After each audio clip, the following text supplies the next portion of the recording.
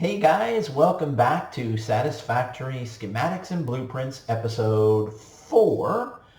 And today we're going to be talking about our starter copper factory. So there are 3 basic things that you can produce from the copper factory, from copper, but we're only going to be talking about 2 of those today. And that is going to be wire and cable. Wire and cable are essential for all of the electricity that you need in the game.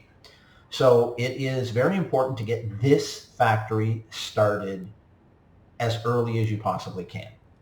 And as before, I'm going to put a complete materials list of what you're going to have to build by hand before this. And if you've already created your starter iron factory, then any of the iron plates or iron rods that you need, you can simply just pull them out of the storage from what we built a couple of days ago.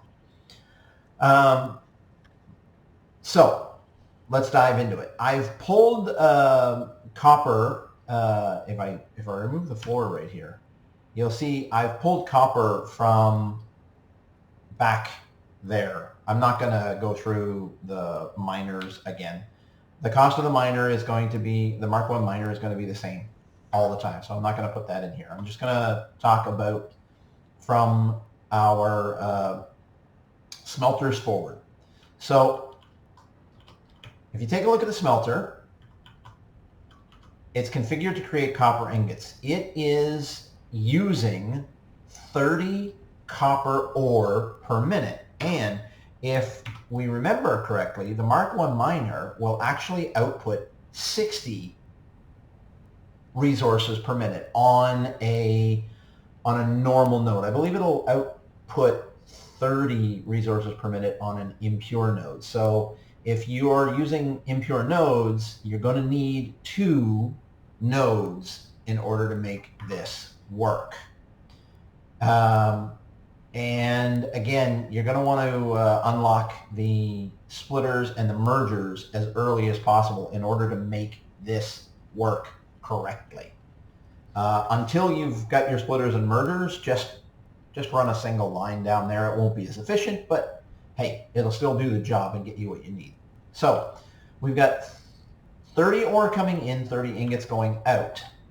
Now, all we need are 15 ingots here, which is why we've split that into 2. So 15 ingots and 15 ingots, and that is outputting 30 wire each. So that's 60 wire coming out, going into this merger, and when we come down to this storage container, we have 60 wire per minute going into this storage container. Very quickly, that's going to get filled up and give you all of the wire that you need going forward to build whatever it is you want to build. Now, that's 1. Our second smelter is also taking in 30 ore per minute, so that's our 60 coming out of a normal node or 2 impure nodes. And if you remember correctly, we are running this off of Mark 1 conveyor belts, and Mark 1 conveyor belts will only hold 60 resources per minute. So 1 normal node, or if you want to, you can merge 2 impure nodes. So now it's exactly the same setup. You'll notice that this setup is exactly the same up to here. Bring it into our smelter, split it into our 2 nodes, and each of those is making wire. So now we've got 30 wire per minute coming out of this one, 30 wire per minute coming out of this one, for a total of 60 wire per minute. When we go up to the cable needs 60 wire per minute to produce 30 cable per minute. You're going to need both wire and cable, which is why we've done 2 of these lines. And now we've got 30 cable per minute coming into this storage container.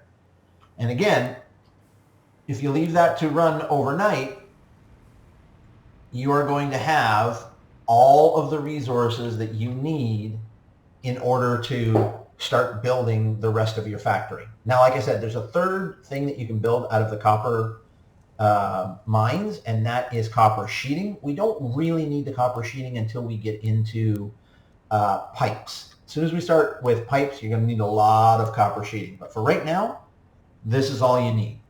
So, thanks for watching, guys. Remember to like the video, subscribe to the channel, tell all your friends, and come back for the next one where we're going to be going over how to blueprint this factory, these 2 nodes of the factory.